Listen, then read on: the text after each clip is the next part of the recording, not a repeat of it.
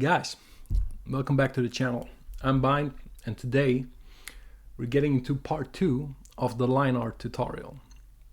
So, in case you missed part 1, you can watch it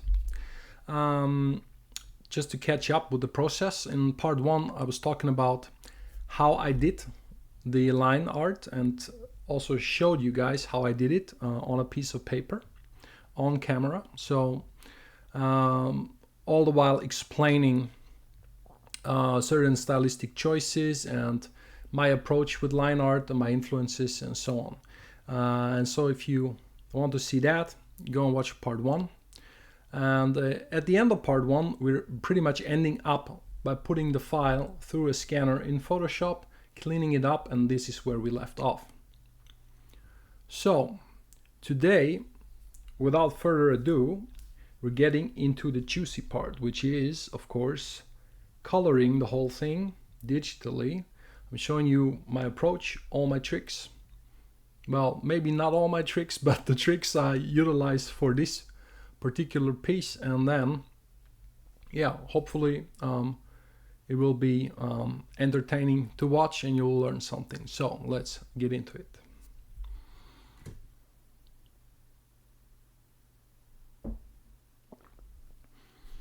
Alright guys, we're back in Photoshop, and first of all, this is where we left off. This is the piece after we cleaned it up and checked the pixel count, got rid of the background, paper grain, all of that stuff. And now I'm showing you my approach of how to color an image like this. Now, before we actually start to color, we need to make up our minds about something. It's very crucial, and that is, what style of the colors do you want in there? Do you want flat colors, or do you want painterly stuff where you just paint different tones into one volume, basically? So that is a big decision to make, because depending on a style that you choose, you will approach things differently, right? So for me, as I have done this before, shocker, right?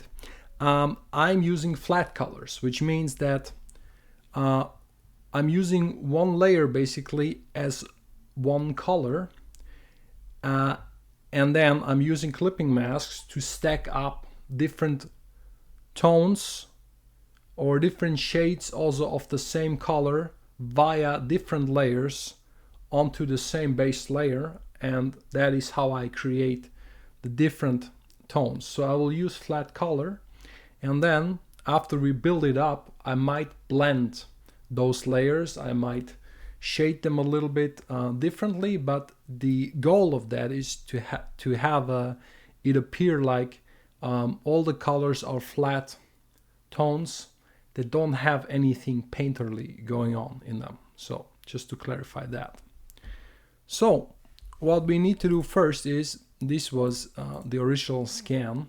We basically don't need this anymore. So I will just go ahead and delete this layer, and that will be my sketch. Now I'm utilizing all the other layers just as colorization layers. So the background, of course, will not be enough.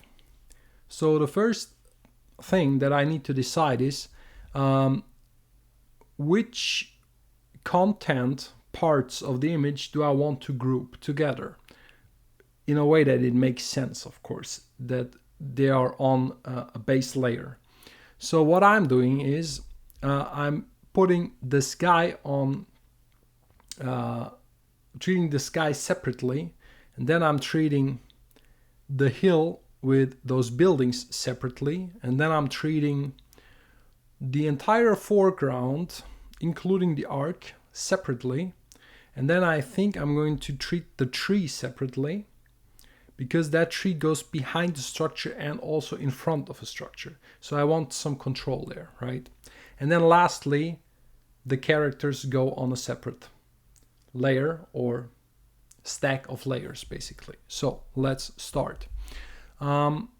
First thing is we want in the background we want a tone, and that tone will be some blue.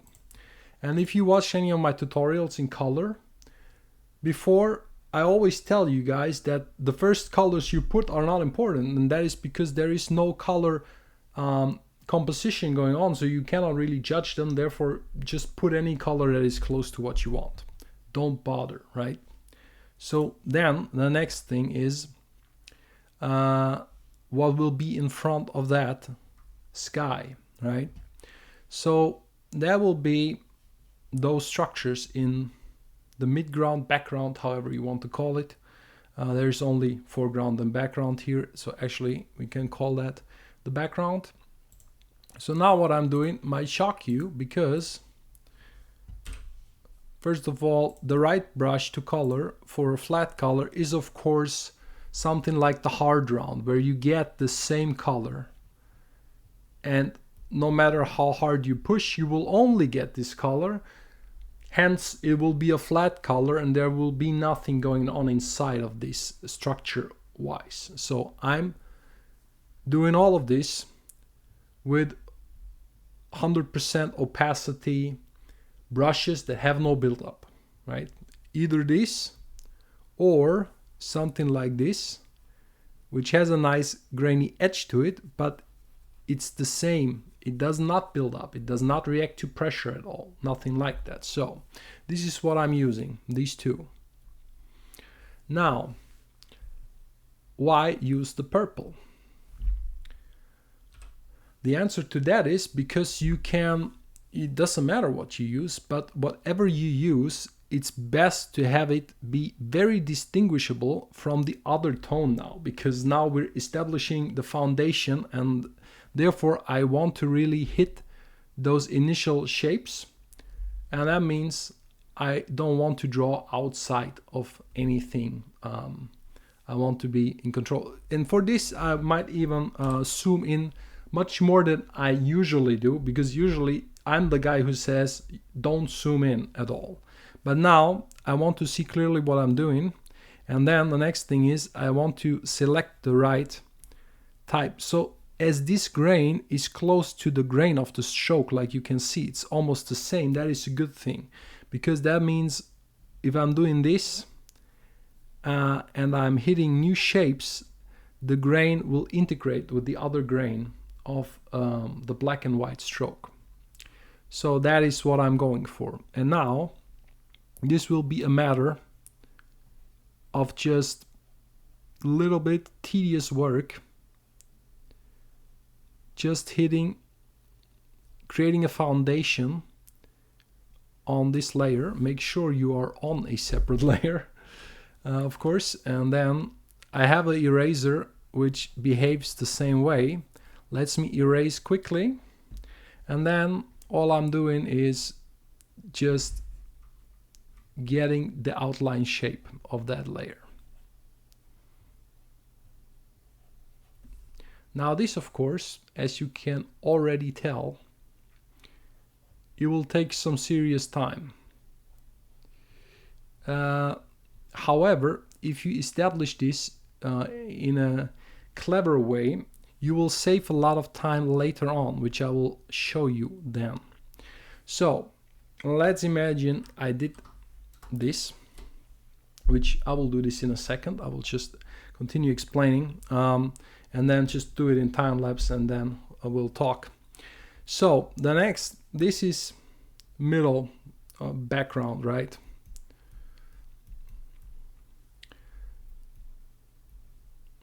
Background. So the next thing is I'm establishing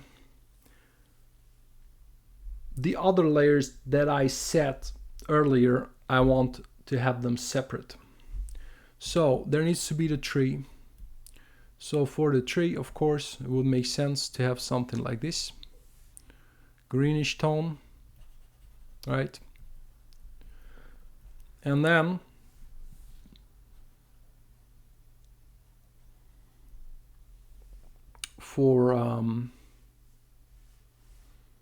we we need another layer, of course, and the other layer will have, yeah, I think all of that foreground stuff, foreground environment, let's call it that. And for that, I'm choosing just different, maybe ground-like color. Maybe just like that, or even a little bit darker. Yeah, that's good. Right. Then there are the characters, and you can name these layers if you want to. You can say back and then call this the tree, if that helps you, right? For me, usually it will be later on, it will be very apparent which is which, so just for the sake of it, foreground, and then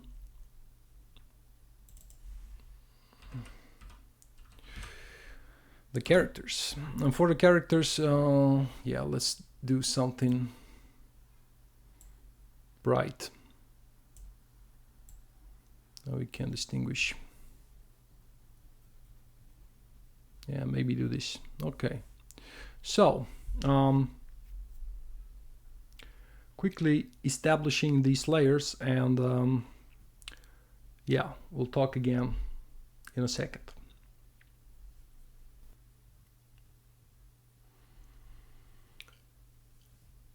So, as you can see, this is not about being pretty now. It is pretty much about being efficient. So that is also why there is the weird color choices, because that's just colors that stand out and you can see them against the background.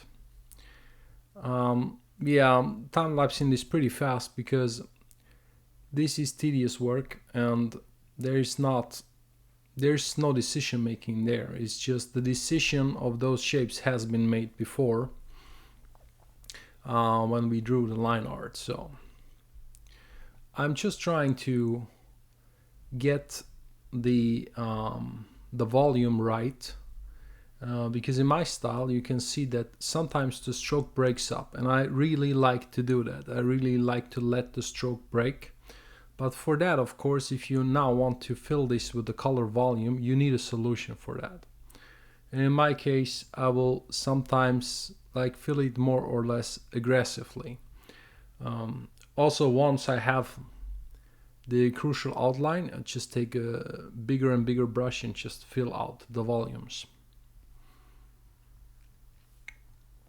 So then is the foreground, and we're grouping all of these because later we are going to differentiate materials via clipping masks, which is quite useful if once you get used to it and once you have that adapt to that way of thinking.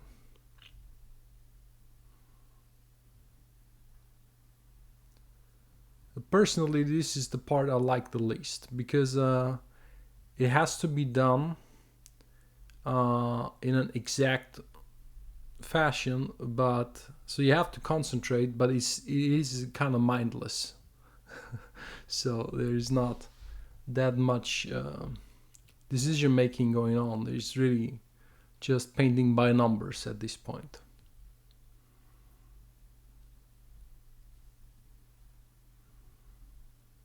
And the colors you put, they don't matter, so don't worry about it. We'll fix that later. Of course, the cloud and the characters are not stained green or white or none of that.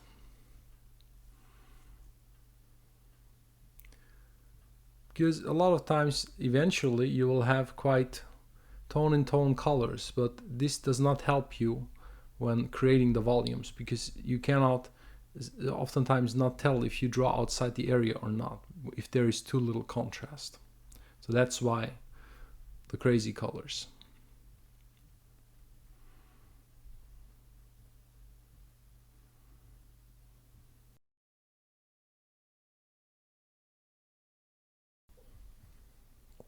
Now guys,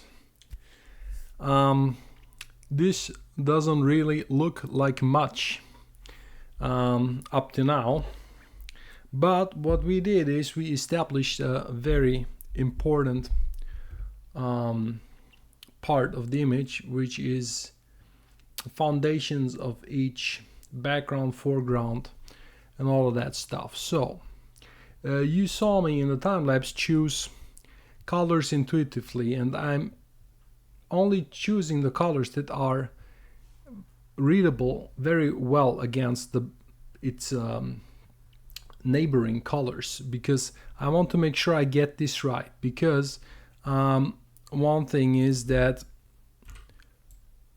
whatever we did right now, the shape, we only want to have to do it once, and if we're clever about it, that's totally possible. So that is why I'm being really meticulous about this first pass of color, because I will now continue to put more color on top of these layers via clipping mask that will then depend on the accuracy of those layers, right? So, but before we do that, we have to change this coloring looking pretty bad, right? So we no longer need the purple. So now it's time for a bunch of decisions. Firstly, well, some of those decisions already got made in the sketch. For example, in the sketch, I established something here. Maybe you have seen that, and that is, since here is a shadow, that means there's a lighting angle that I'm implying here, so I have to adhere to that, right? I have to respect that. That means this is going to the horizon being somewhere here pretty much, and then yeah, this is the angle of the lighting that we're dealing with, and the other guy, yeah, it's the same, right? So there's stuff that gets implied, but most of the stuff, like most of the coloring, lighting, we can choose it, right? So question is now, what time of day do you want this to be? And for me, the answer is, it is afternoon. It's a nice day, it's afternoon, sun is not extremely high, but hence this angle, right? So, and then light is coming from the left and from the back. What that means is that stuff that is in front is only lit from the left. All of this stuff is only lit from the left, right? So I have to kind of, let's actually use this here to really make that point. So here only this part is lit, right? And then from the rock is something like this.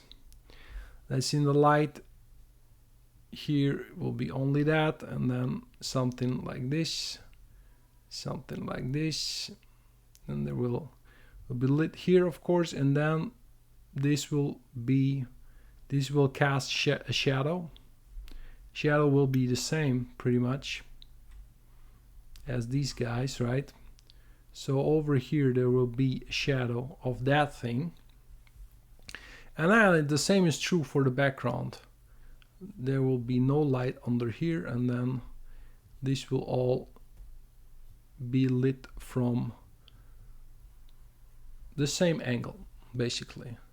Same is for the tree. Tree will be also lit like this, pretty much everywhere, but the tree is more freeform, so you can really be creative with the lighting. But what that means is that most stuff here will be in the shadows, right? Then you have your other rock, which will be lit the same. Then this casts a shadow, this casts a shadow, as we already established with the sketch. This could all be in the shadow for all I know. So, and then those stairs, the same, it'll be lit on top, on top, on top pretty much. and some of that from the side. And the same goes for the characters. Characters pretty much lit like this. You already see this here in my implied sketching shadow and the shadows underneath here. So this we already established it. This guy is turned even more towards the camera, so this guy will be like mostly shadow, shadow, something like this. So this we have to remember, right? Or if not, remember to decide it right now and then stick to it, because the further coloring will depend on that decision, right? So what we do with that knowledge is we now compose the color. So first of all, that means I get to open my very favorite hue and saturation slider and then get to choose colors for the sky, for example, and then also the saturation and the brightness, right? So I will start, make this afternoon. I want this, I'm not sure how bright the sky should be right now, so let's for now keep it something like this. And as the colors get better, you can change them in more sophisticated ways, right? So stuff that really bothers us needs to go, and of course that is first and foremost the pink, right? So the pink has to go. We had blue in the back, and then of course there is a ballooning happening, but it's not that far in the back. So for now, and also this needs to be darker, a lot darker, I guess. And then, yeah, we now have, yeah, I can decide whether it goes, would not go towards the purple, I feel, but just a little bit, maybe like so, for now. So then, of course, the tree, I like the tree to be more blue for sure, and then it needs to be much darker, because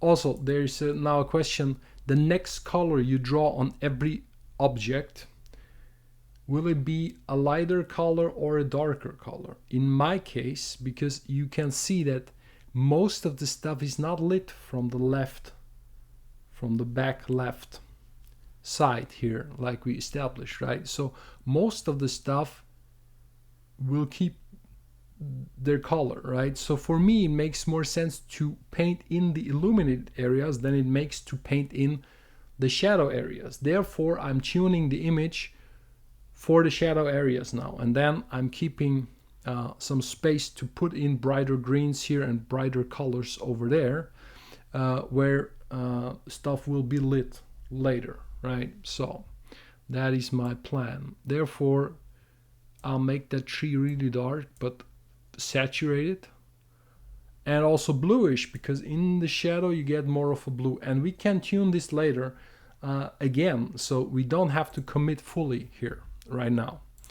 Then of course foreground, that is tricky because there will be lots of colors here. I right now have to basically decide on a color, and that is either the green from the grass, which is a majority, or the other thing is a gray from all the stone architecture and rocks. So I think I'm going for the stone, and then in a second we'll paint in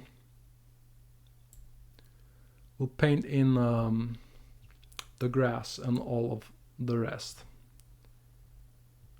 So going towards, yeah, now there needs to be more difference in color in front, because atmospheric perspective dictates that as you go back, contrast of color and of tones diminishes. So in front it will be your most colorful naturally, right? So therefore I will not kill all the tones right now. I'm sticking with something that could be the shadow, but that is now an estimation. I'm not sure of this because there's too many tones missing from the image for me to really judge that perfectly, right?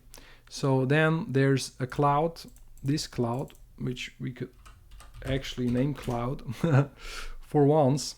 And now what you can also do, guys, is first away, do away with this that you can see it better. You can also take color and then tune the color. For example, if I want the same bluish white for the front cloud, I can take something like this here and make that just a little bit darker compared to the sky. And then maybe we do something like this, and then I just take a gigantic brush, I lock the layer, and then I just paint it in. So that way is a different technique. We're sure that we're in the same spectrum, because as you go through the spectrum, it's hard to hit the exact point. But if you want just a lighter color, if you pick anything from here, you stay in the same spectrum, and then you can just apply that color. And again, that will also be a shadowy color of that cloud. For now, I'm gonna keep it like that. And now maybe I'm going back to the sky for once and say, what if, oh, that's the wrong thing. What if that sky color was more saturated, right? That is too much. You could get away with that, but then everything needs to be more saturated. But this is now out of balance, right? And you can feel it. So as I go back, it gets better, and somewhere it stops just before it gets dull, you stop. And then I think we keep it like that for now. And then what I also think is that background needs to be less saturated and darker. So this is what I'm going for. The characters, that is a little bit tricky because they're not that, I want to see what's going on there. Naturally you will have to make them now very dark, but let's see, we need to be able to see those lines. So they're too dark, it doesn't help us right now. But you can establish like a nice, something that looks okay, right? And is kind of in the middle, because for example, this character will have almost black pants and then a white shirt. This character, I think, has a dark upper area, and then he will have like a brown pants or something like that. But you have to decide that for yourself. There's not everything that you can tune it in general right now. So once we hit OK, this is the new color composition, which of course looks a lot better than what I started out with. And now basically you can tune a little bit more. We have a cloud background. We can do the same thing. We can say, you know what, maybe this is more in the shadow, and maybe this tone is between this tone and that tone, and the in-between would be somewhere here, and then get that in. Now immediately I feel that is too dark, so I'm making it lighter again, and yeah, play around with that tone, right? So now there is an advantage. You see that you already have pretty much control because you have a nice layer structure established, right? So, but that is all I can do here for now. Anything else, I will have to put in more tones right now. So in order to put in more tones, I need another decision. Or I should say, I need to refer to my earlier decision, which is where is the light coming from? Because no matter what tone I put next, it's going to be either another material like grass, rock, maybe metal. But then I need to decide for a second tone for a same material, like the illuminated part of the rocks, or the illuminated part of the grass, or the illuminated part of those trees. And for that, I need to know where the light is coming from. If I don't, then this is really becoming guesswork, and you will not be satisfied with the outcome. So I strongly recommend you have a game plan like this to see where your light is coming from, so that you can make it, how would you say, make sense. Yeah, it needs to make sense, and people looking at it, they need to feel that it makes sense. It doesn't need to be 100% geometrically accurate, but it needs to make sense for the most part. So this is my game plan, and now I will put in, I think let's start by putting in more material, and then I'll get back to you and we'll do the first light pass, right? So see you in a second.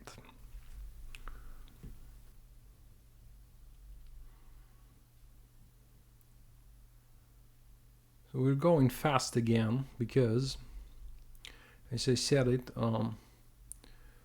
earlier, this is still not a very creative kind of work. We're just doing more of the same, filling out those shapes. But now, slowly, we can take into consideration the different tones that we want later on, or at least a representation of that tone. So these plants and they will stay green, maybe not the exact same green. It's again matter of contrast to the neighboring color. So you want to make that process as easy for you as possible.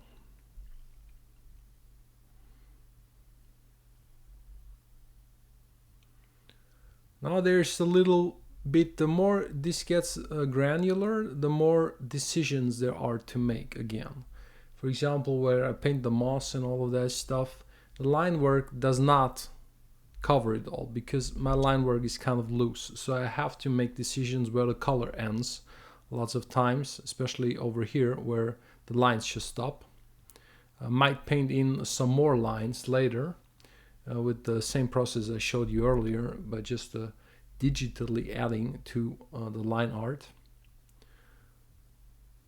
But yeah, here you can see that especially where the green breaks up, there is new decisions to be made, where there are not always black lines to convey, to contain all of the color volumes.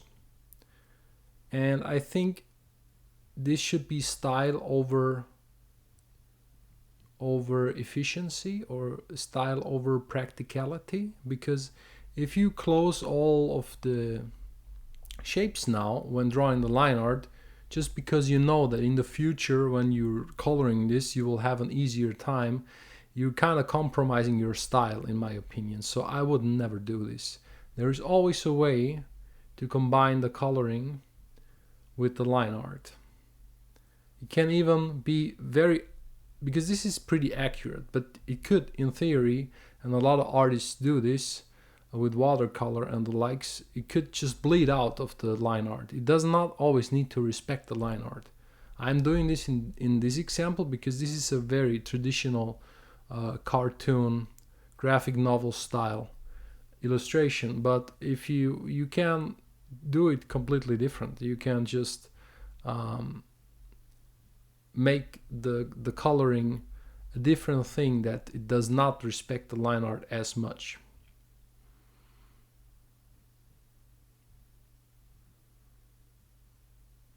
So everywhere here you have that same problem, where the lines don't answer all of the questions of those color volumes.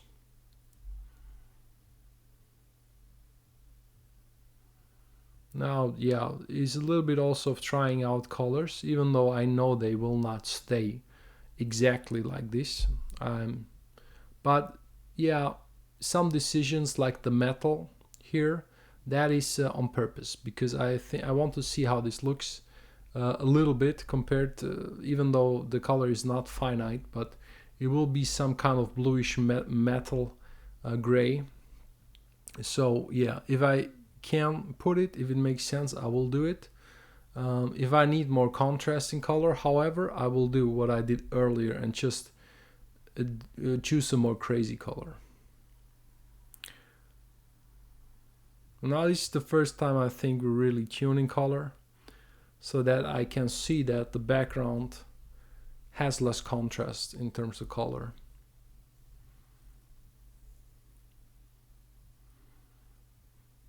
And we have quite some layers now that are dependent on the original division of foreground, midground, background, and characters, objects. And now this is a more intricate work to put all the colors. You can put a lot of colors on your characters, of course, but for now my logic is only one color per material. So there's no shadow color going on the same material as of now. This will come in the next step. So for now I want to see that the color kind of makes sense now that we tune it a little bit, and then we will just slowly tune it better and better as we continue, because we have every tone on a separate layer, so we can tune this pretty much forever. Which is, yeah, of course, not something you want to do, but for now, in this part of the process, it is a good thing that we have all the options of tuning the color still available to us.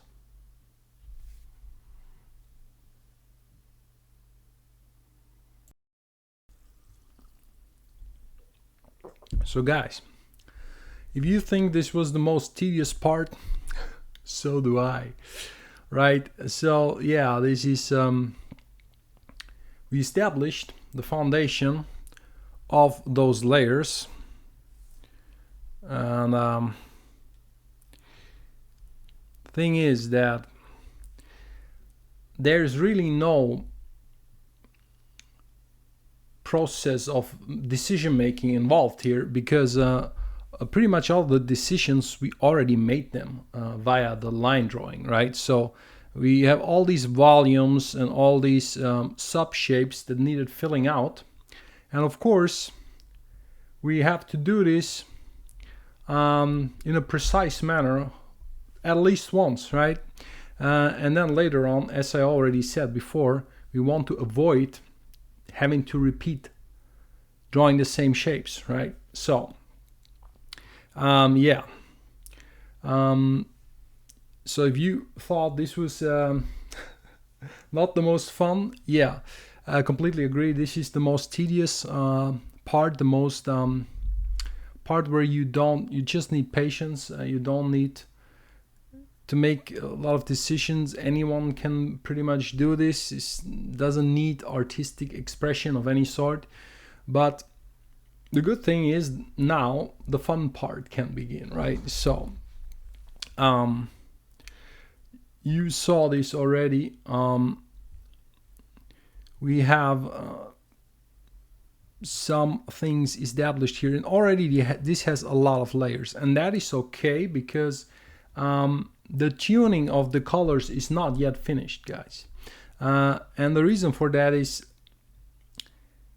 yeah, we have an estimation, but again, we have like before, there are tones missing still, and those tones are respectively the light or the shadow side of each of these structures. If they don't come, they bring their old colorization with them, and if we don't have them, it's still kind of hard to judge, even though this starts to look like a coherent image. For me, all the major tones need to appear first. So what do I mean by that? We have to make now decisions, right? Remember, we made decisions earlier where the light is coming from, and I want to stick to this decision. But now that means regarding all of the structures and all of the surfaces, there needs to be a light and a shadow tone, right? So I will introduce the first tone of that sort, and I'm usually starting it at the most obvious structure that I am sure I cannot make a mistake on. So for example, if this is all true, then this is illuminated and this is in the shadow, and there's a hard 90-degree angled corner on this structure. Therefore, it is a good thing to start with that structure. You get a feeling for it rather than to start with something like on flat ground or something completely organic that is harder to judge. So let's go to the foreground. And you might have seen me do something here, which I copied the same layer and I established basically a shadow color. This would be a light color, and then I was not happy with that, and the reason why it occurred to me later is because this kind of does not integrate. It looks good because, of course, with this lighting, majority of the grass will be lit, right? And then I gave this artificial structure and all of the stones, basically, I gave it a shadow color, while this had kind of a light color to it. So that is something that you can, of course, do, but it's not always the best thing to do. And also, there's something I forgot to mention earlier, which is, would you rather paint shadow or would you rather paint light? Of course, here, in some cases, in some instances, like we see here, the light part would be less to paint, but some people still feel more comfortable if they think I'm painting shadow. Therefore, you might as well paint shadow. I think it's up to the individual, really. You need to feel comfortable painting either the light or the shadow part of a structure. So what I will do is I will kind of turn this around here. So because majority of the grass will be lit, I will keep the lit grass, and then the shadow grass would come on top.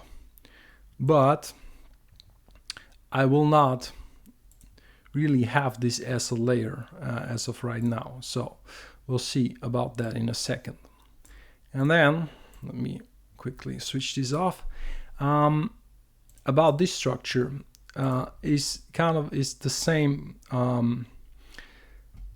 If I have the lit color of the grass, I might as well put establish the lit color of all the stone structures as well. So if I were to do that, let's first save this color by just picking it, and then I could say, yeah, let's make this a lot lighter, and then maybe even saturated in a way. And now this becomes hard to judge because now you clearly feel that the shadow is missing, which that is a good thing. And remember, since these layers are all separate for now, we can still change them later. So for now, I'm sticking with something that is really bright and that is most certainly in the ballpark of being all right. And then I will now have a clipping mask, and that will be the shadow. So now what I want is I want stuff to appear rather fast. There's now, I think, two parts of tones that you apply. Tones that are experimental, that you are not sure if they're okay. So for example, where is the shadow of that grass? It's hard to tell, right? How high does it need to be, and does it slope up here or not? And so there's a lot of like unclear stuff, and this I will not zoom in and paint it like I did before, because I'm not wasting that time for stuff that I'm not sure if it's going to stay or not, right?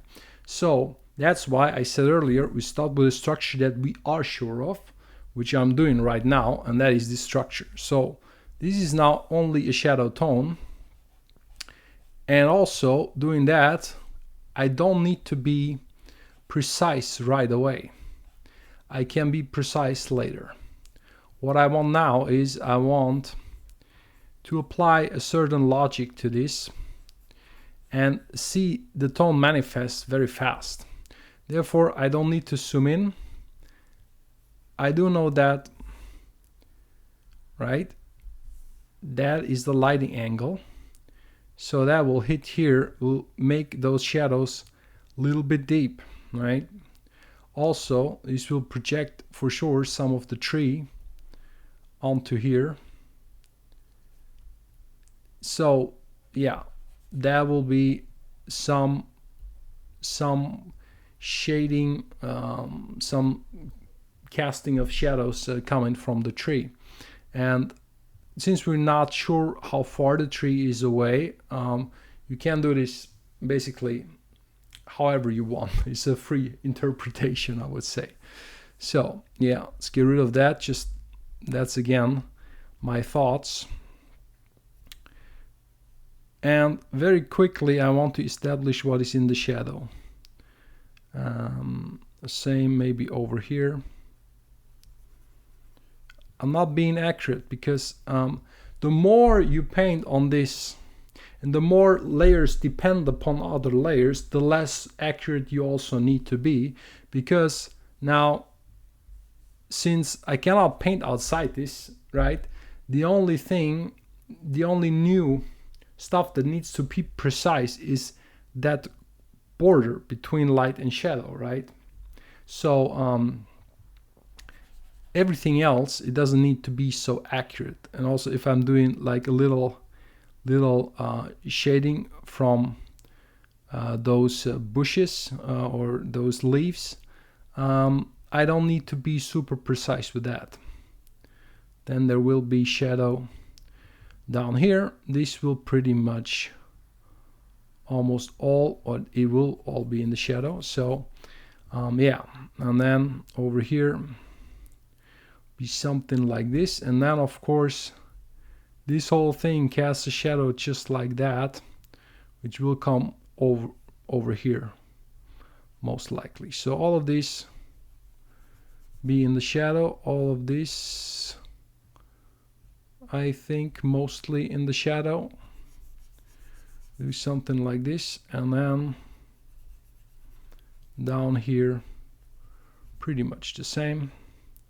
And then that here is the question, how much of that rock is in the shadow. That of course depends on the exact shape, which we need to decide it. Every free form we need to decide it. Architecture, like with angles, this has been decided, right? This is we know the ways it is constructed. Where's the rock, we don't really know about it. So I'm guessing that is still kind of on top here, and then it will be something like this, right? And also that being a freeform and me being able to decide the shape, I take that as an advantage, and I basically put the shadow line where it is convenient and where it helps with making the image readable and making a good composition, right? So then we just fill that. Let's see how it goes. And you can see everywhere I have this very natural brush border going on. It looks like this, so it kind of fits with the style, and you have to try for yourself what you want to use in order to fit with your style, because yeah, that is kind of a little bit of a complicated one. Everybody has of course their own stylistic preferences, right? So you have to see if it makes sense for you. I will do this, and then I will do this, and see now there is an advantage of disappearing fast. And that is that we can judge it sooner, right? So already this is kind of a big improvement, right? So now everything gets more 3D naturally. Same over here. And again, the more I am sure that what I'm doing is not in vain, the more I commit to being precise. It's just a very logical thing to do, right?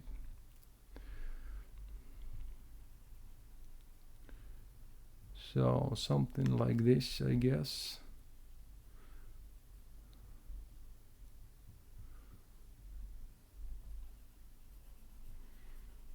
Now.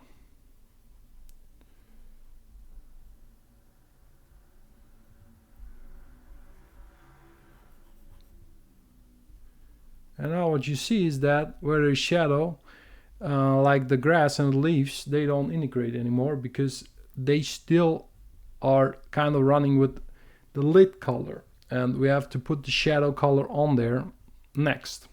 So of course you could very well put all of this on the same layer.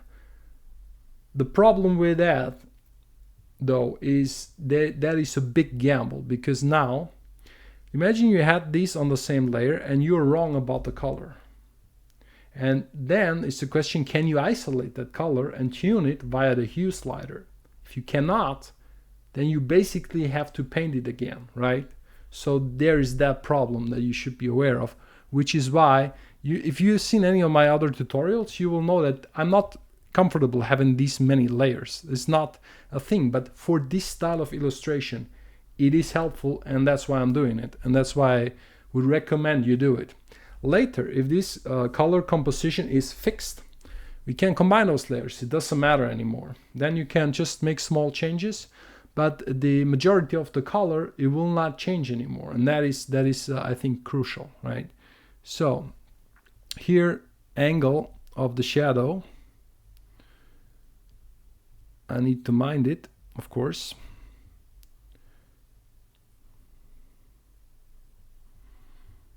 And then how deep is this structure? This is shadow going down here and then continuing with a similar angle to the angle of the shadow of my protagonist, right? So since I already drew those shadows in, might as well now commit to them. But you see that that needs to make sense with the shadow of that structure, right? If it doesn't, then it will not be believable, and people will see that it doesn't make sense. So over here, every little rock, of course, also has the little shadow, and that's when it really starts to make a lot more sense. See, that gives it now some real depth. Also, from where the grass connects to the ground, there of course can be shadow because the grass has a height to it and it will cast a shadow. So there will be something like this will for sure happen on that border of yeah, basically overgrowth to flat ground. And then here we don't know how high, how uneven the ground is, basically. That's why we have again some artistic freedom here. This we do not need it. Now all the smaller stuff we can postpone it a little bit, do it a little bit later, right? So that's really not that much of an issue, but we want to be sure that what we have is starts to really make sense here.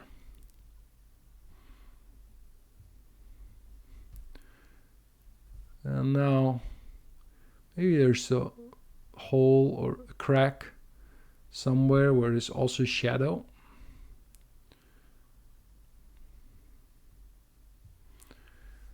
So yeah, the question always is is it believable, right? Is it believable that for the shadow from that tree to act a certain way? And yeah, you have to see about that. I just want to give a little bit of an impression there. So, and then a lot of that stuff can start appearing here. All of that stuff, it will cast bits of shadows, right? Especially don't forget that there's self-shadowing of these bits here. So there will happen something like this will happen here from those plants, right? So you want to express that because that gives the picture real competency, right? So you read here, you can really read that their material, like objects, affect each other. That's what you want. That's always an ideal thing to happen. Here we just put some little shadows on the ground because why not? There's a little bit maybe too much going on here.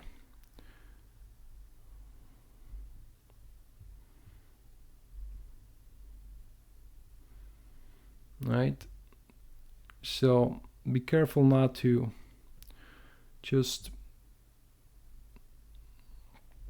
destroy the sophisticated black and black lines basically. So yeah, this helps a lot already, as you can see. Not sure over here, maybe that's not enough.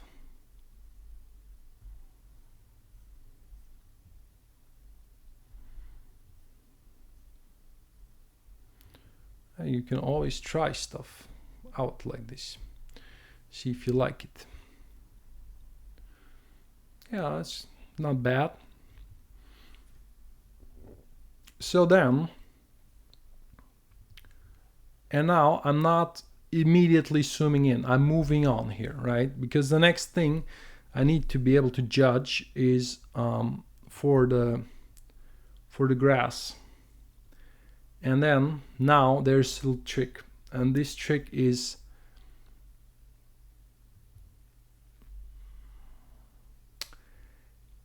yeah, I mean, it's not so much of a trick, but bear with me. So you might think, why could you draw the shade so freely and not draw over the grass? And the reason for that is because I have the right order of layers, the right layer structure for this. The grass overlaps this, that's why. So we're starting with the most basic thing, and then the shadow comes immediately, and then everything covering that shadow, like that material in real life, like the grass is covering that stone underneath, I will put that logically on top in terms of layer order, right? So then now when I draw the grass, I already drew the grass. So if I was now to just draw the shadow of the grass, and I already established that color on this layer that I copied earlier, right? Which you don't have to do, you can just choose what you want, but let me demonstrate. Now I want to draw a shadow here, and now see what happens is I can draw over the other structure that is underneath, which is a huge bummer because now I would have to zoom in again and be very precise with those edges. And I very strongly urge you to not do that, because that is a complete waste of time, because you have already done that. Because you already have painted that grass. And doesn't matter if you did not have a copy of that layer, you can make one right now and then tune everything to the shadow color of your liking. Remember, you can tune it, you can lock it, put any color over it without being able in the transparency lock mode to draw outside the area. So that is a strong, very strong time-saving tool that you have at hand that you should utilize 100%. So what I'm doing is I have the copy that has the shadow color, and now I can basically just erase from that, right? So the other thing you could do is you could of course lock the grass layer and then draw the second tone into the same layer. But again, then you have two similar tones in one layer, and it's not so easy to change them afterwards. Therefore, you might not want to do that. So in my case, I just copy this layer, and now what I will do is I will erase from this layer like so. No, not like this. Guys, make sure if you erase, you cannot have transparency lock on because it will mess up. It will not let you erase. It will replace everything erased with white. So that is what you saw happening just now. But watch this. I have this layer and I can now just erase from it. And I can even erase from it with a brush that has the same specifications. So I can keep some of that dark stuff and I can just illuminate some of the other stuff. And then later, if I'm happy with that, I can still combine these two layers. It's no problem to make that more easier to handle later on. That's no problem. And now I need to reverse my logic though, because now I draw outside the area. It looks like, but I did not draw outside the area. I deleted outside the area. So I will have to redraw the area. So roles are reversed now. That is a thing to note here. And again, you want to do this there's no need to do this extremely precise, because you deleting, you can mess things up. You can just delete too much and that's it. And then you could reestablish it by copying it again. So now majority of this needs to go.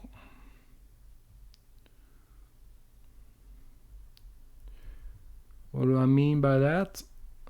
To show you in a second. So there will be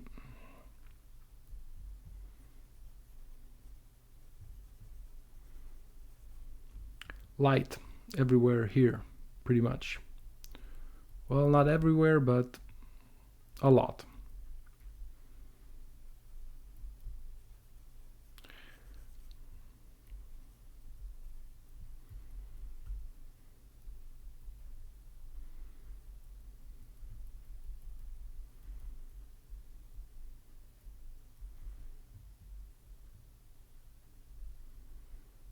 And you can see then what happens. Now the shadow of that structure will continue here in some way. And you can do this with the lasso tool. You could just take lasso tool now, get a slightly less organic edge to everything, but lasso tool is very fast after all. So could do this with a lasso tool. Boom. See, like that is also something I definitely do a lot, because if you like what you're getting now, you can very easily then zoom in and give it a nicer edge. But lasso tool is so fast that you can just try out stuff very quickly and then see if you like it. And then if you like it, you can refine it. That's really no problem. All of that pointing towards light, I will have it illuminated. Make sure you have some in the shadow also illuminate, because they are higher up, like light can hit them.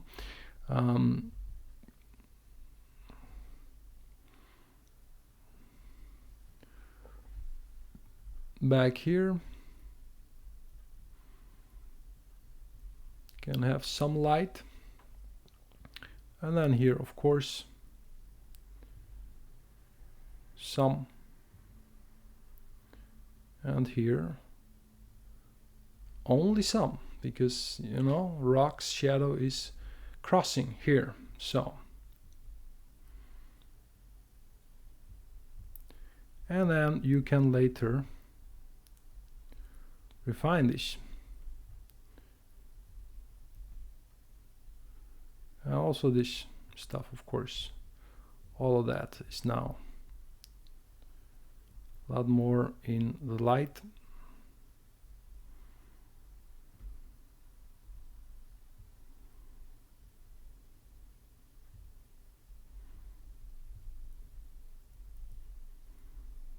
This is all pretty much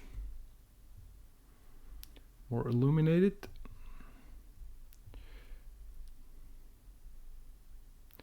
So remember, we are deleting here, we're not putting color, we're removing color.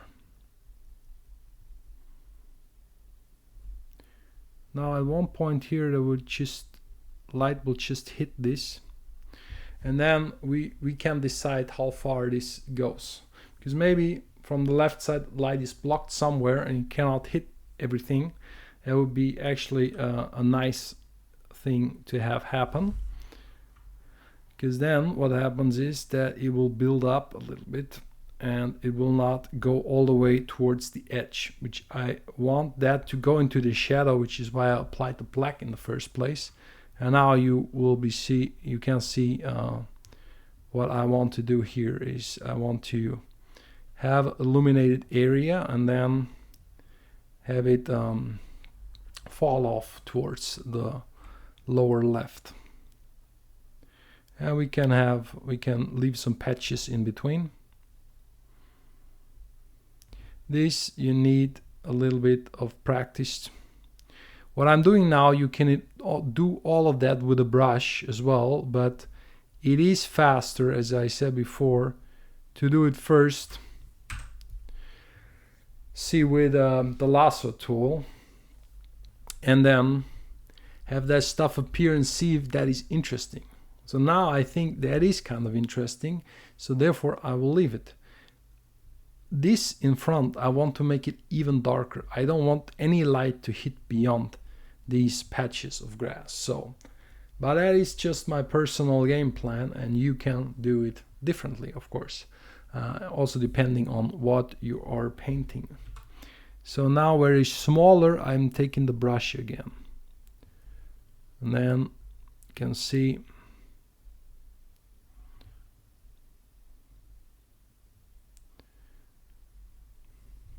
tactically also see where there's something interesting coming, right? So next to the shadow, if there's more contrast to be had, then I'll take it.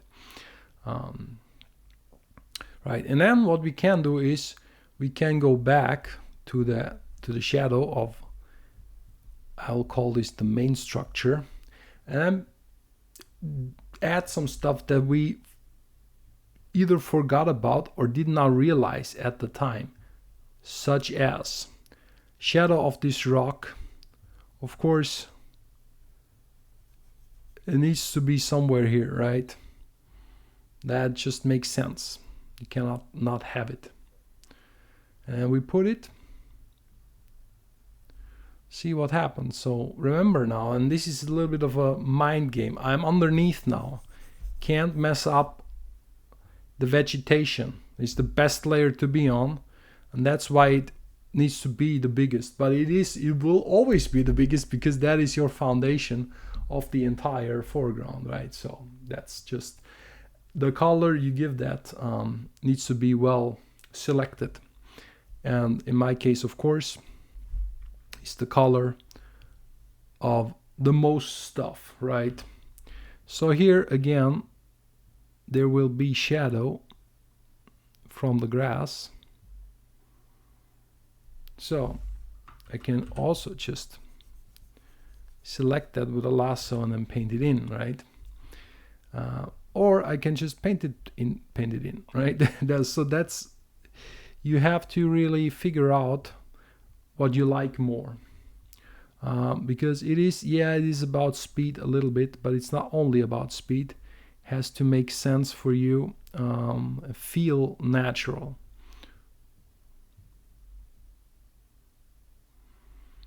So, guys, we're getting somewhere here, but again, as you might imagine, it will take a while, and that I will not all do it I will not do it live.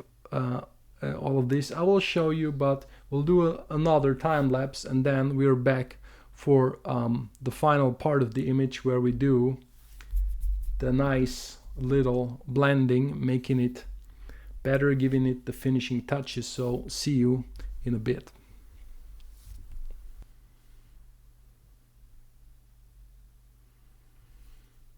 So now we're doing a little bit more of the same, but you can see where this is going now, because we're really making new decisions, putting light or shadow or both, and then slowly this gets more of a rendered look. And in that traditional, like comic style illustration, you can do as many passes of light or shadow as you want, but typically we have 2 or 3. So for example, we have now 2 for a color, like in the tree, and then there is a black from the ink that also serves as a tone basically. But I will usually have a plan of how many tones I use, and it will usually, to start out, it will be 2, because as always, guys, we're slowly going from simple to complicated, just what makes the most sense. That way you can also stop when it starts looking good, and if you think it's enough. But I wouldn't say that you need to be super strict and say, I need for every volume, for every material, I need 3 tones. I need a middle tone and a shadow tone and a light tone. Because remember, also some materials are matte materials, non-reflective. Others are reflective, so they need a lot more colors. So I would not say you should make these very strict rules. For myself, in this illustration, I put 2 tones, at least for every volume. But then I decide if I need more, I will just put more. Like here on the roof, some illumination, and maybe some reflections in the windows later. So all of that stuff, it's not exact science. So it needs to, I would say, if you feel that you need the tone, then you probably should put the additional tone. But don't do it out of a plan or out of principle. I would say that's a little bit too much. So now I'm also using tones that I extract from other tones. I find it sometimes very clever if you can reuse a tone again for something completely different. It makes tonal control within the image a little bit more narrow and nicer sometimes. It's not as all over the place, you could say. So now I feel here that I needed some lines, and I knew that this would take a while, but I still wanted to do it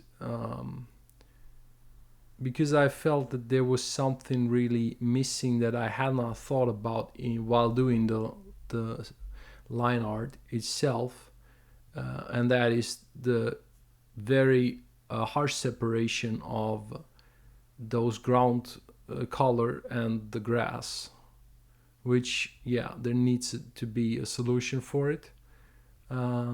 and yeah, I just felt that it needed to be more, a little bit more organic.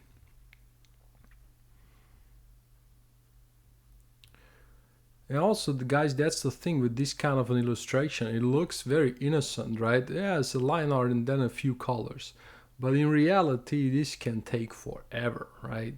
So it takes as long as you want, as always. But sometimes I find that these take me longer than actually to do the digital paintings that are just entirely digital.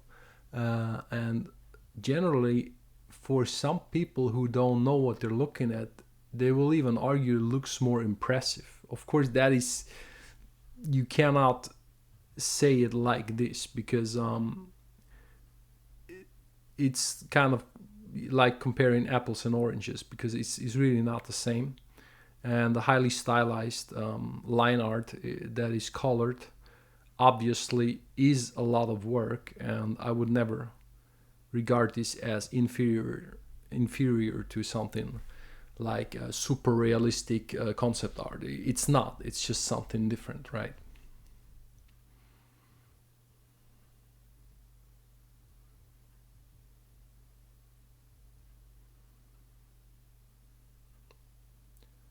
So yeah, the new ground makes more sense to me. But now I feel that I need some more tones, like for those bushes, a little bit darker silhouetting. And this, I think, is a new shade in that intensity. So again, if I think I need it, I will just put it. And then now that becomes the new ground, because I thought I would separate the ground from the stone to be a dirt like ground. That would be, at least that was the plan, to make it more interesting like that. And I think this succeeded. You can see now I'm searching for the right tone, but then you can see get some vibrancy with the browns, and then you can really feel that the stones no longer are created of the same mass as the ground, which I think elevates the whole thing, especially those artificial structures. Now this was long overdue, painting those clouds. Yeah, it's kind of crazy how much of a difference one tone can make and give it depth immediately, and the lighting from like one side. Of course, it's kind of abstract, so you have to really think about these shapes like three-dimensional shapes, which can be hard to do and it needs some practice for sure. But that's basically what you're also doing already while drawing the line art, right? Because that is, line art is just a level of abstraction, and sometimes really really big abstraction. So I think that's what makes it cool and interesting, and that's why I always like drawing line art, even though it's just yeah, sometimes not a huge market for it unless you are a famous graphic novel author, which I am not. So, but yeah, that's I like doing it for sure.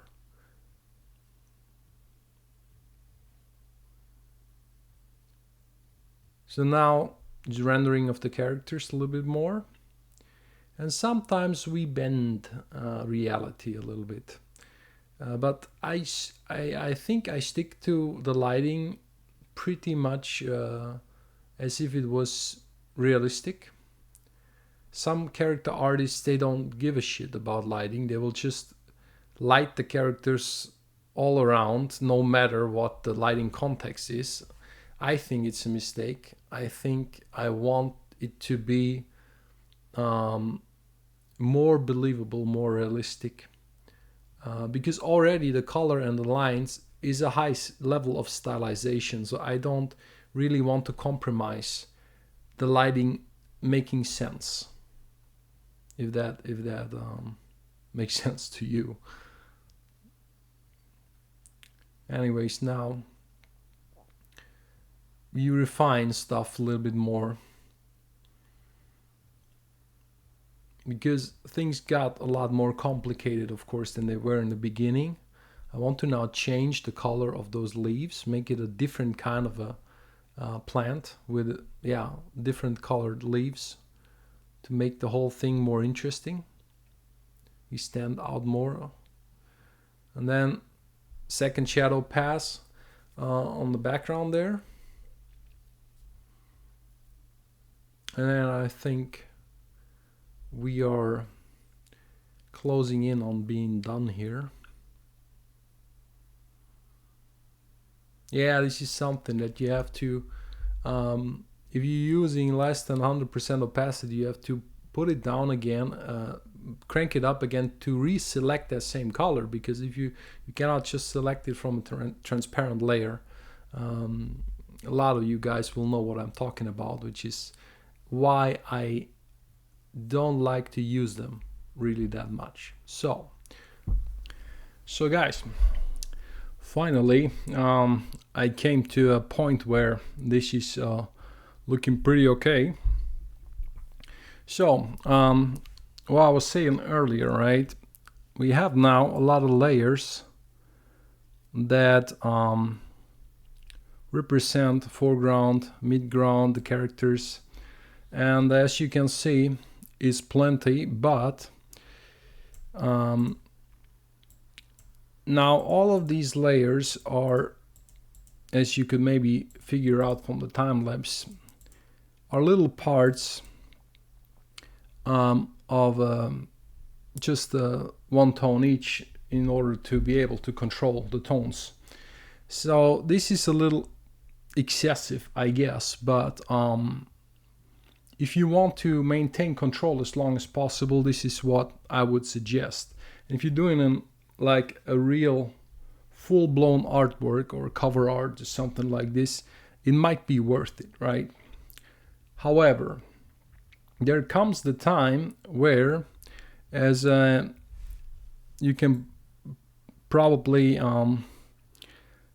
imagine, where you can do certain post effects now only, or let's say better, if you combine a few of those layers, right? So that is what I'm going to do. If you're afraid of this step, save a new file, right? So that you avoid, so yeah, just to have a backup basically. So, and you could inject the layers that I'm about to inject just in between here, but it gets really complicated, right? So I don't like to do that, because now color composition is pretty much complete. If I will change it, I will change it only by increments, right? So therefore I can it's not as risky as it was in the beginning. You saw that we changed it hugely in terms of tonal control, right, and color composition. But now the further you get, the less you will change, because all these colors codepend on each other, right? So now let's do some of this. This doesn't do anything, and you will see we will very soon not have a lot of layers anymore. So, oh no, that was maybe you guys saw it. I deleted the birds. I didn't realize. I thought, as I said, this layer does nothing, right? Yeah, there you go. So yeah, we need to have the birds. We need to leave the birds even on their own layer. I think it's probably a good idea. As for the background, I think I will do something pretty bold here, because it's all good and nice, but as soon as you do this, you can still paint, right? Now you can still take the color and paint the color. So you can still edit. You can just not do one thing. You cannot go in here anymore and then say, yeah, I only want to change one tone via a hue slider. That is not going to be possible. If you want that, you have to make a selection, but then there's another problem, which is that colors they share color tones, right? Because of the way I colored it, it's further back. All of this has some kind of blue in it. So, for example, if you modify now blue, you're modifying pretty much everything, right? So you lost a little bit of control here. But see how nice this now is in terms of just it goes back to now we're making it simple again. And sometimes I do this much earlier, right? I was just keeping this game up basically for as a showcase for you guys to see it, and because I know that people love to retain control over the artwork, right? Even though you probably might never change these colors again. Anyways, oh yeah, I see what it does. Now foreground, not as many layers actually. That's pretty. Now this really does nothing. I'm pretty sure of that. So yeah, because here I already started, as you could probably see in the shadow layer, to paint more than one tone in because it was just convenient, right? And if you know that there's blues and then there's this color and it's not very saturated, and there's not really a lot that can go wrong if you have some experience. And also you saw me changing some stuff,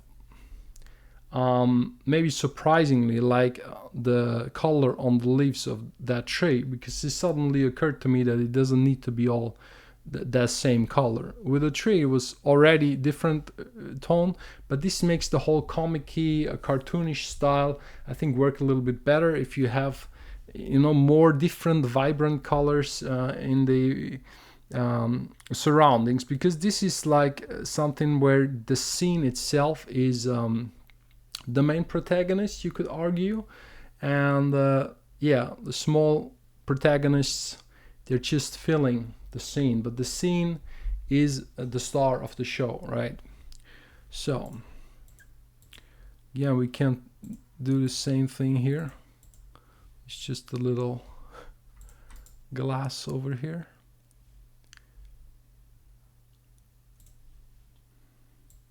And then there's that tree. Yeah, I could have worked more, even more on this. There's no limit. You can do more shadow tones, more light passes, but you need to do it in a way, I think, that it respects the style of the line art. And in my case, I even added some line work here because there was too little for the color that I was putting there, and it was suddenly not backed up by any line art, right? So that's also something that happens. And then there's very much a matter of style, because I don't want to be what I never want to do is to be with my shapes in color, like these shapes, more intricate than the line art. That I think is a bad idea, because what you do is you make a certain statement that I think will let the line art feel rough in comparison, unnecessarily rough. So for me, the line art, I will not paint any thinner strokes than is already in the line art. And in this case, I did even much thicker, like maybe twice as thick, and that is what I leave it at. That level of detail, I will not surpass it, right? But of course, that is, as I said before, it is a matter of personal preference and of style. So I will merge all of these clipping masks, entourages. Basically, what you could have done, guys, is you could have put all of that stuff in just a folder, right? I don't like folders. I don't like managing folders. I think this was possible without it, but if it gets more complicated, maybe you want folders. So yeah, feel free. It's maybe not a bad idea after all. So see how simple this got all of a sudden. And also see just the color. It's interesting how it depends on the line art, because without the black from the line art, this is not really, it's maybe a foundation for a painting, but it could not pass as a painting, right? And that's because you don't want tones that make the black, I don't want to have a tone that is too close to black, because that will mean that you cannot read the strokes anymore, right? And now we see what we can do to get a little bit more contrast or more vibrancy even, right? Now that is simple again, we can see what we can do. So first of all, what we can always do is we can let Photoshop tell us what to do. But with line art, this is very sometimes it's the results vary a lot, right? So let's see, if I make this all one image and I tell Photoshop, tell me an auto contrast, it doesn't change it. And the reason for that is I have white in there and I have perfect blacks in there. And for Photoshop, the logic is, yeah, it's this, the whole spectrum is already there, so no need to expand the spectrum, right? So see, if I go back step, it barely changes at all. So, but what we can do, we can change it ourselves, of course. Little trick for you here. No, the trick comes later. We can see what could have been, and this graph is now interesting because all those spikes are singular tones and the tones we put basically. So you see, as you do this, you might think, oh, that's good, that's a little bit, that is even more popping, but see how you cannot read all the lines anymore. Maybe you're okay with that, right? So there is a possibility, maybe this is not too bad. But before we do that, we now have a backup layer, I would say, and then we can do now a little blending, some post-process effects, because all these colors are still flat colors. And if you blend a little bit into one of these tones with a shadow blending or a light blending, if you don't do it too aggressively, you will still perceive these as flat tones, just with a little bit of a gradient to it, and it can produce a really nice result. So I'll show you. For example, the foreground. Now this I'll do it with a clipping mask again, because that way I can really erase and blend more, erase again. You will see it in a second. And I like to blend always, as you might know from other videos, in an overlay layer. It respects what's underneath, will not block anything out, and you can add nice deep tones to it with a lot of saturation, and that is perfect for like a cartoonish style. So let's try this. See, this is like immediately you can see what I'm talking about. In the corner it would be darker in reality, and because I'm not blending all too much, it just changes a little bit. It makes the thing deeper, right? The same here underneath the arc.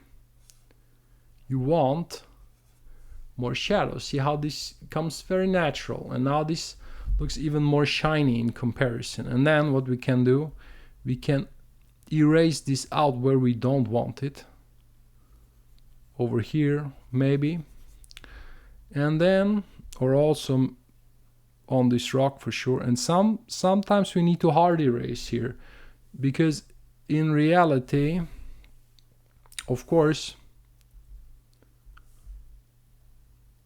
this is absolutely not in the shadow, so I can't even have shadow bleed into here. See, we're erasing pretty much all of it.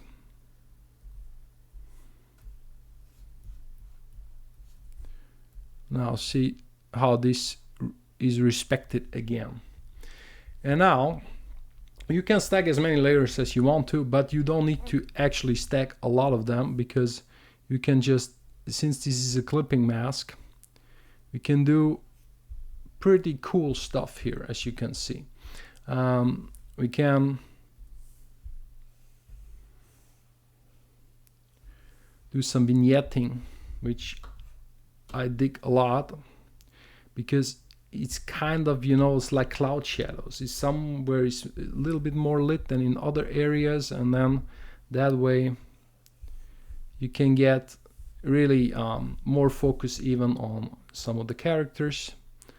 And then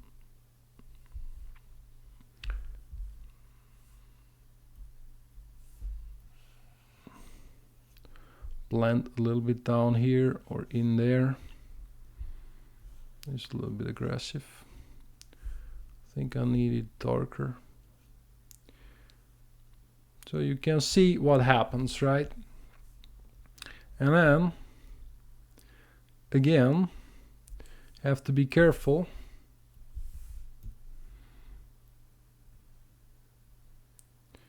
And now you have to work again if you do this too much, right?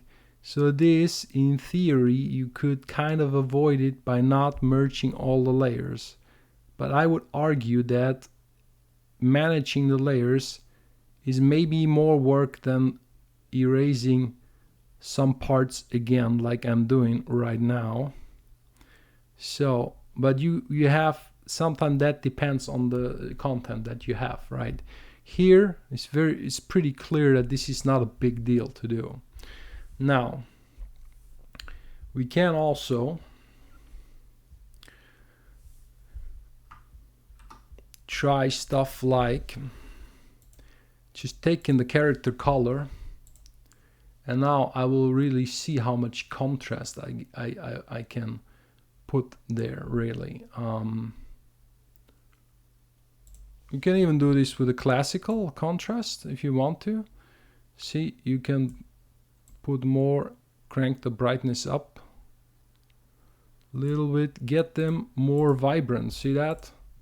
So while painting, you don't always realize, right? But for a cartoon style, graphic novel style, you immediately see that this works. It's much more readable. You want focus on those characters, and it really works pretty well, right? So we enhance this, and we can try, of course, the same thing with that foreground layer, and it doesn't matter that I already blended over it in this case. So let's just try it for once. You can also do something more intricate, like just see if we can get the yellow from these leaves. Yeah, there's yellow everywhere. See that? Who would have thought? I did not think. Yeah, of course. I mean, yeah. Oh, okay. But so if we give it a little bit more in the yellow department, you can easily overdo it. That's why I will not do it so aggressively.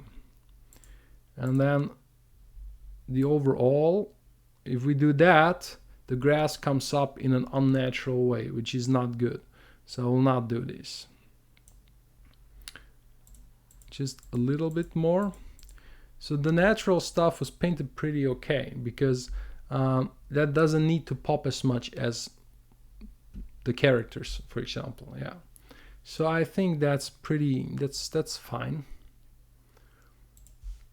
Can see pure contrast.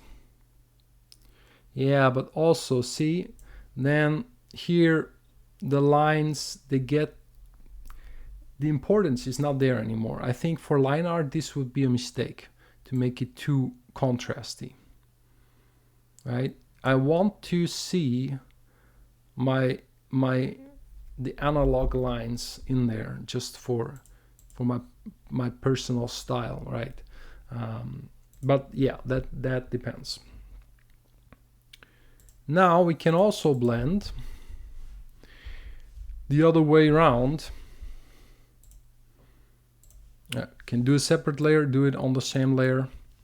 Now let's do a sunny blend, something yellowish, and then don't forget to switch overlay. Put even more emphasis where they are walking. And the characters are in front, which is now a good thing. That helps us immensely. And it is of course good if tones vary a little bit, but you can not do it as much that it's like a new tone. That would be a mistake. It's just shift that tone slightly and create something nice, something eye-catching. I think even that is probably a nice idea. Maybe that's too warm.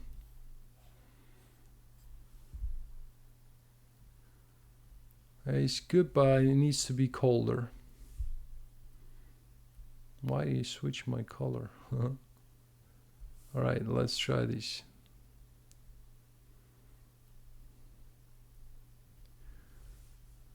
And then make that smaller.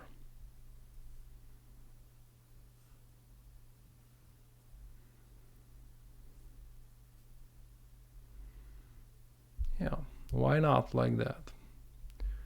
This is a mistake because you don't want people to look here. And then maybe staircase gets a little bit.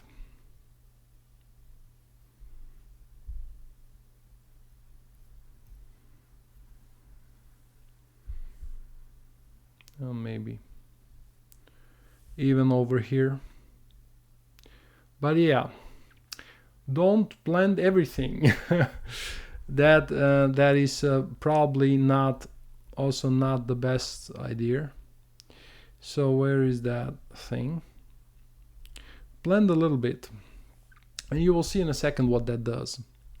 It's like it makes it less the same, therefore it makes it less like a studio plastic situation. It makes it look less like Lego and more like a natural environment. So do some shadow blending again. Shadow is the sky color, like mostly for me. Take that and then we overlay it, and then just see, maybe now I want it different from the top. That would be better. Yeah, something like this. Keep the silhouetting going. And then for the tree, something similar.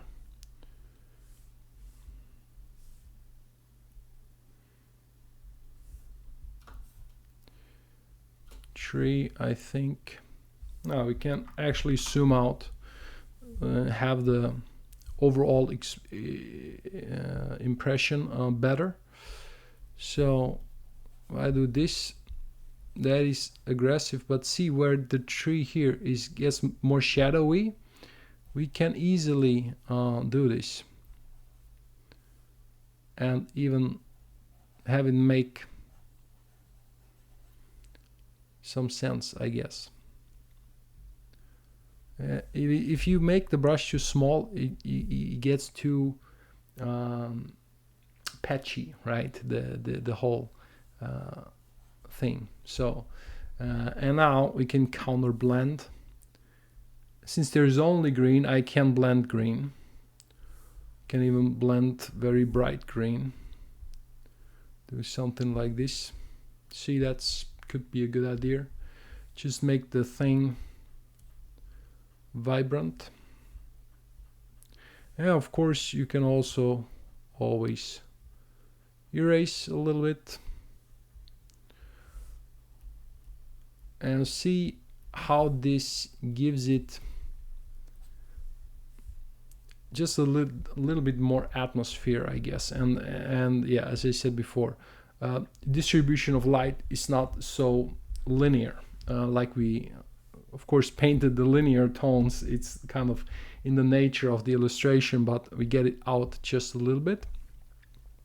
Now off to what the background, you would say. Yeah, even with the cloud we'll do it for sure.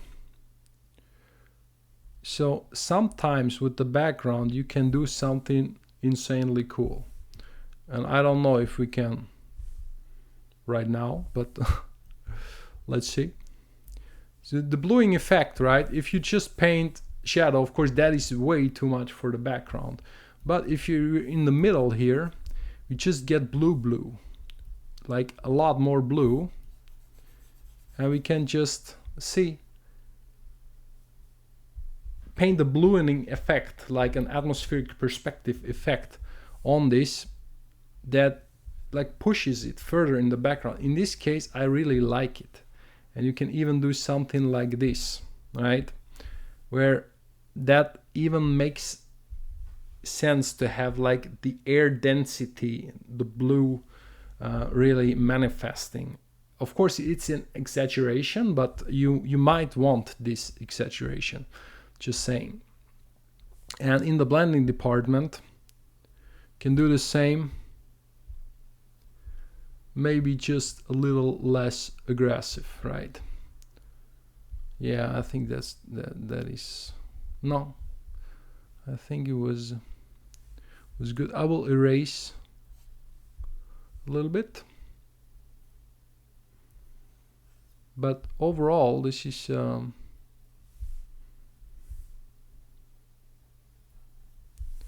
it's not too bad. See that difference? Especially over here in the navigator, you see as a thumbnail is more believable, right?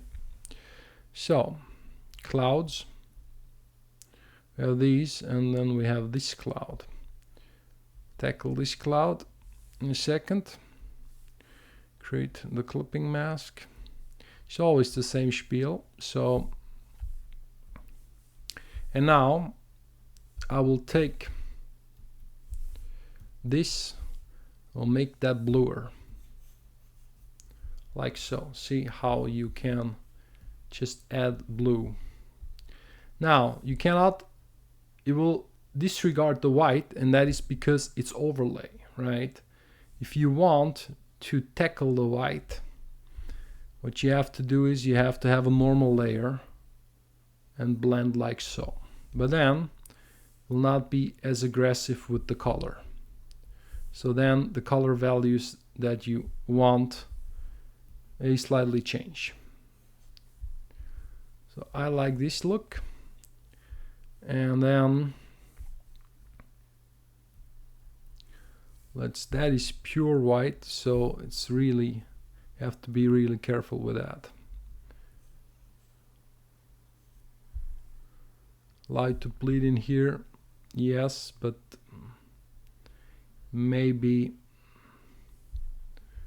yeah, not as much. All right, next, what is next? Yeah, almost done here. The sky, of course, you can blend in the sky. Don't even need a separate layer because it's just one tone in the background. And the thing that you can do in the sky is you can do two things. You can make the top darker because that is what occurs in reality, or of course vice versa, make it at the horizon, make it brighter, right? So I will try. I don't know yet.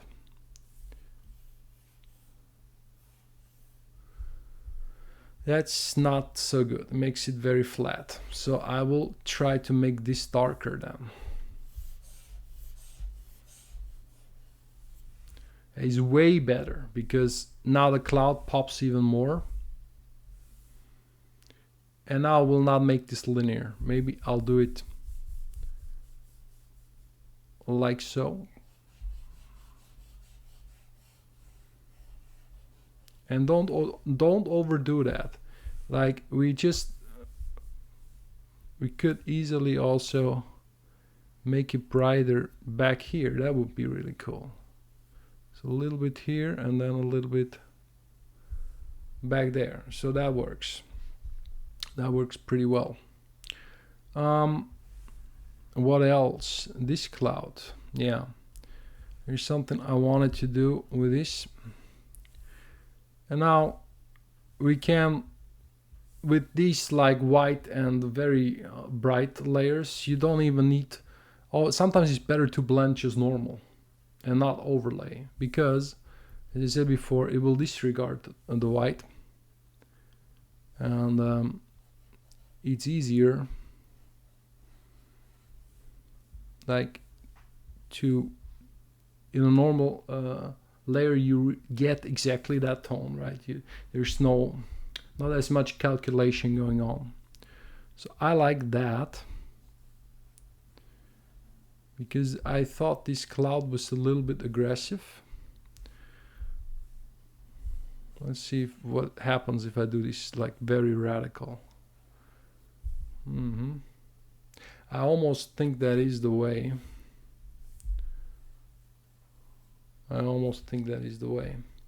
Because it's a huge cloud, the furthest away, and then that really, see how it was very hard like this, and during the process I already thought, yeah, this is like a nice stylization, but yeah, I think I like this better. So, and with that I think we're reaching the end here. Well, so guys, yeah, one more thing before I forget. There is something that you might want to do to your graphic style, your graphic novel, cartoonish artwork, which is you might get a little bit of a filter going, because I don't like the cleanliness of these flat colors that much.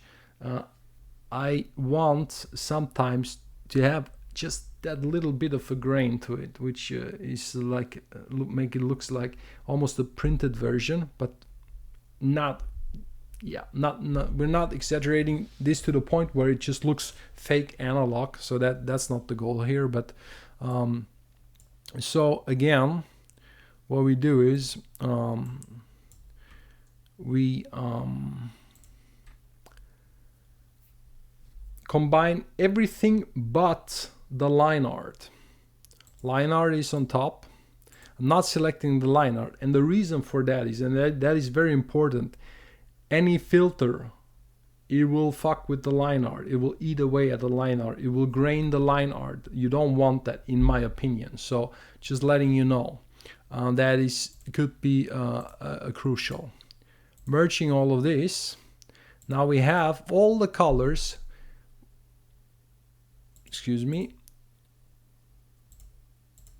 all the colors without the line art ready to be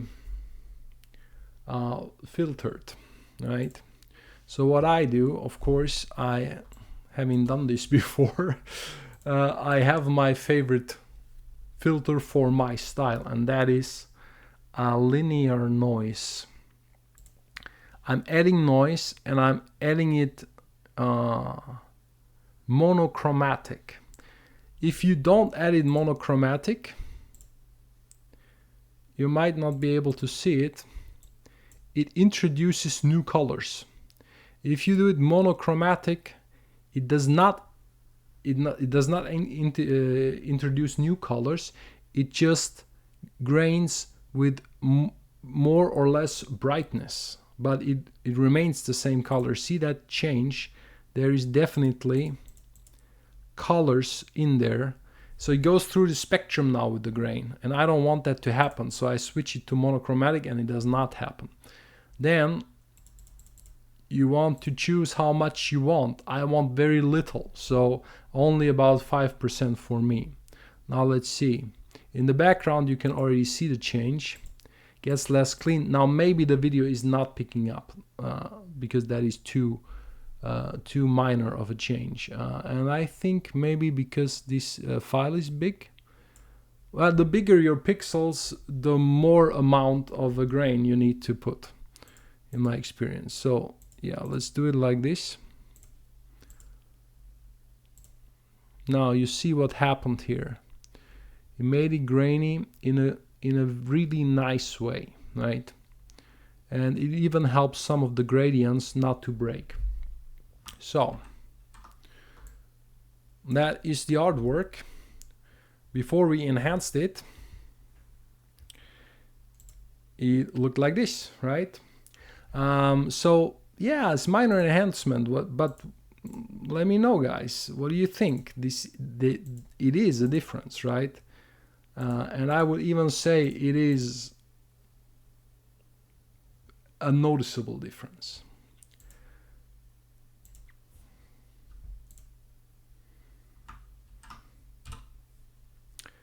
So that has been the artwork. I'm going to check myself out, have a sip of water. Good luck with that. I hope this helped you. Hope you try this, something similar in your style maybe. Let me know down below.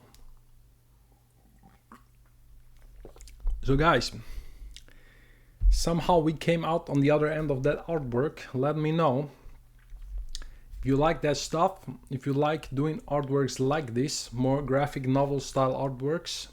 Personally, I like it a lot.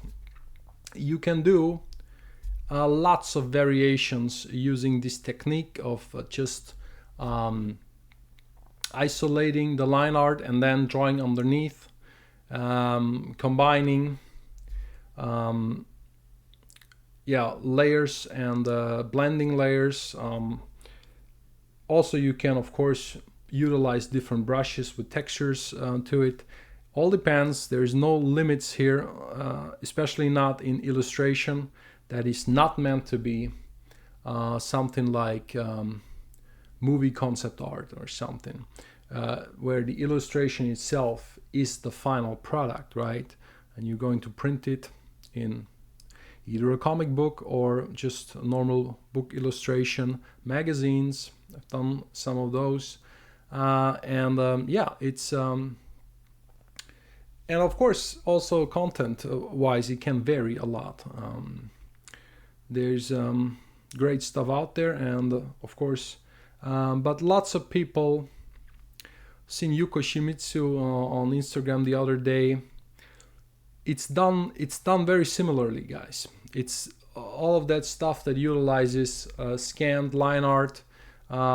Tricks are always pretty much the same. There's only so much you can do, which is not to say that it's not much, right? It is quite substantial what you can do to your analog art even afterwards. But you have to find a style for, like, I would say you have to find a style of coloring that suits your line art. That is very important. So anyways, guys, leave your comments down below. Let me know what you think about the artwork. Let me know your experiences with the process, and talk to you next time.